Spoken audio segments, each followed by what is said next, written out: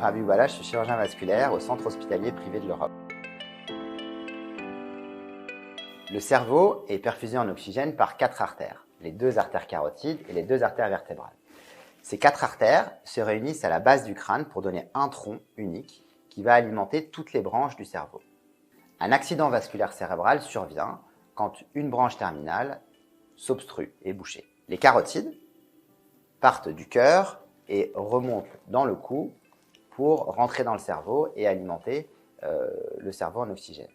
C'est au niveau du cou que les artères carotides vont s'encrasser. Elles vont développer, avec les facteurs de risque cardiovasculaire, des plaques de cholestérol qui sont susceptibles de provoquer des rétrécissements suffisamment importants pour diminuer la perfusion du cerveau, on appelle ça du bas débit cérébral, ou des rétrécissements qui vont se fragmenter et envoyer des petits emboles qui vont boucher des branches terminales, on appelle ça une embolie cérébrale. Les accidents vasculaires cérébraux d'origine carotidienne surviennent chez des patients qui ont des facteurs de risque cardiovasculaire. Il s'agit de l'hérédité, de l'âge, du sexe, mais aussi de la consommation de tabac, d'un excès de cholestérol dans le sang, de diabète et d'hypertension artérielle. Les symptômes d'un AVC d'origine carotidienne peuvent être définitifs ou transitoires. Il s'agit de paralysie au niveau de l'hémicorps opposé à la carotide, donc une paralysie d'un bras ou d'une jambe, qui peut être définitive ou transitoire, de difficulté à s'exprimer, on appelle ça une aphasie, d'une paralysie du visage, donc d'un hémivisage, on appelle ça une paralysie faciale, et d'une cécité ou d'une cécité monooculaire, c'est la perte de la capacité de voir d'un œil, donc c'est l'œil qui correspond à la carotide pour le coup, et on appelle ça donc une amorose également.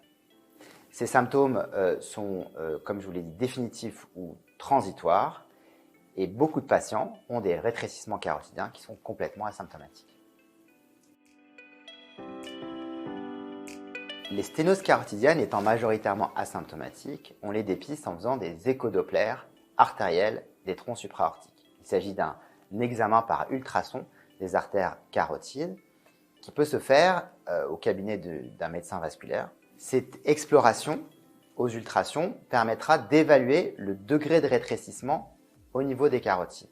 Plus le degré de rétrécissement est important, plus le risque d'accident vasculaire est élevé. La première des choses en cas de rétrécissement des carotides, c'est de contrôler les facteurs de risque cardiovasculaire. Il s'agit donc d'arrêter de fumer, de traiter éventuellement un diabète, un excès de cholestérol et une hypertension artérielle. Ensuite, on donnera des petites doses de fluidifiant sanguin qui va permettre de fluidifier le sang. Il s'agit de petites doses d'aspirine qu'il faudra prendre tous les jours. Ensuite, on a 2 cas de figure. Soit le patient a fait un accident vasculaire cérébral. À ce moment-là, s'il a un rétrécissement supérieur à 50%, il y a une indication pour aller désobstruer la carotide assez rapidement. Si le patient n'a pas fait d'accident vasculaire cérébral, il faudra réaliser une endartérectomie carotidienne, donc une désobstruction de la carotide, si le rétrécissement est supérieur à 70% et surtout s'il est évolutif, c'est-à-dire s'il a tendance à s'aggraver dans le temps. La chirurgie carotidienne, lorsqu'elle est indiquée, est une intervention qui consiste à désobstruer. Il s'agit de retirer tout ce qui obstrue l'artère et qui peut favoriser la formation d'embolies. Donc il s'agit d'une chirurgie qui est pratiquée sous anesthésie loco-régionale, c'est-à-dire que l'anesthésiste va commencer par endormir le cou.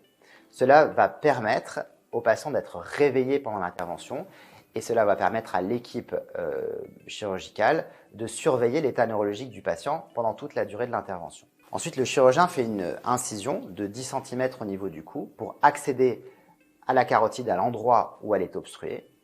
Il va arrêter la circulation de part et d'autre de la zone obstruée. On va vérifier que le patient tolère bien cet arrêt de la circulation parce qu'il est réveillé pendant l'intervention. Et ensuite, il va ouvrir la carotide, retirer tout ce qui obstrue la carotide et refermer la carotide avec une rustine pour éviter une mauvaise cicatrisation. L'intervention dure à peu près 1 heure, 1 heure 10 minutes et le patient sort au bout de 3 jours en post-opératoire. Le plus important dans la pathologie carotidienne, c'est la prévention.